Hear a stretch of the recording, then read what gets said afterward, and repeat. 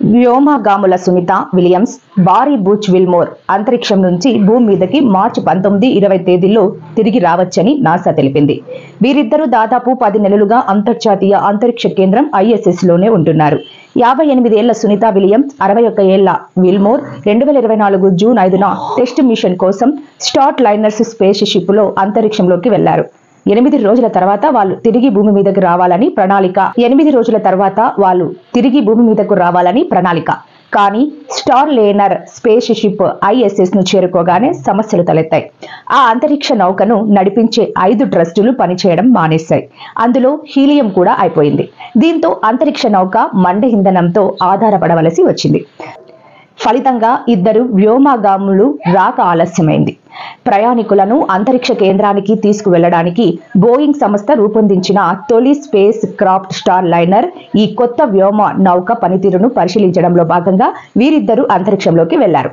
అయితే June 5న ఫ్లోరిడాలో takeoff అయినప్పటి నుంచి అది పలు సమస్యలు ఎదుర్కొంది. ఈ సాంకేతిక సమస్యలను అర్థం చేసుకోవడానికి ప్రయత్నించిన బోయింగ్ సంస్థకు చెందిన ఇంజనీర్లు, నాసా అధికారులు ఆగస్టు నెల ఆఖరు నాటికి వారిని మళ్లీ అందులో భూమిపైకి తీసుకురావడం సురక్షితం కాదని నిర్ణయానికి వచ్చారు. సునీత విలియమ్స్ మరియు విల్మోర్ లేకుండానే 2024 సెప్టెంబర్ 7న అంతరిక్ష నౌక భూమి మీదకు తిరిగి వచ్చింది. ఆ ఇద్దరు ఇంకా అంతరిక్ష కేంద్రంలోనే ఉన్నారు. అమెరికా అధ్యక్షుడు డొనాల్డ్ ట్రంప్ ఇప్పుడు ఈ ఇద్దరిని తీసుకువచ్చే బాధ్యతను ఎలాన్ మాస్క్ కు అప్పగించారు.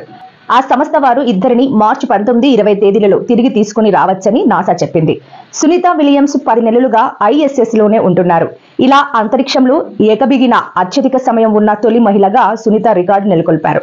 అయితే సునీతకు ఇది మొదటి రికార్డు కాదు. 2006, 2007లో తన మొదటి స్పేస్ వాక్ సమయంలో ఆమె అంతరిక్షంలో 29 గంటల 17 నిమిషాల పాటు గడిపి ఇప్పటి వరకు అంతరిక్షంలో ఎక్కువ స్పేస్ వాక్ చేసిన మహిళలుగా రికార్డు సృష్టించారు. గతంలో ఈ రికార్డు క్యాథరిన్ టన్ పేరిట ఉండేది. ఆమె 21 గంటలకు పైగా అంతరిక్షంలో స్పేస్ వాక్ చేశారు. ఈ రికార్డును అధిగమించి తన పేరును లెక్కించుకున్నారు Sunitha Williams.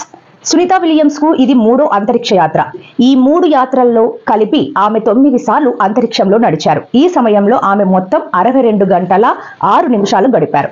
Wilmore navy helicopter jet pilot. ఆయన కూడా 2 సార్లు అంతరిక్షంలోకి ప్రయాణించారు. కల్పనా చావ్లా తర్వాత నాసా తమ ఎక్స్పెడిషన్ 14 బృందంలో భారత సంతతికి చెందిన సునీత విలియమ్స్ ను చేర్చింది. అమెరికాలోని ఊహాయోలో 1965లో సునీత జన్మించారు. ఆమె తండ్రి 1958లో అహ్మదాబాద్ నుంచి అమెరికా వెళ్లి స్థిరపడ్డారు.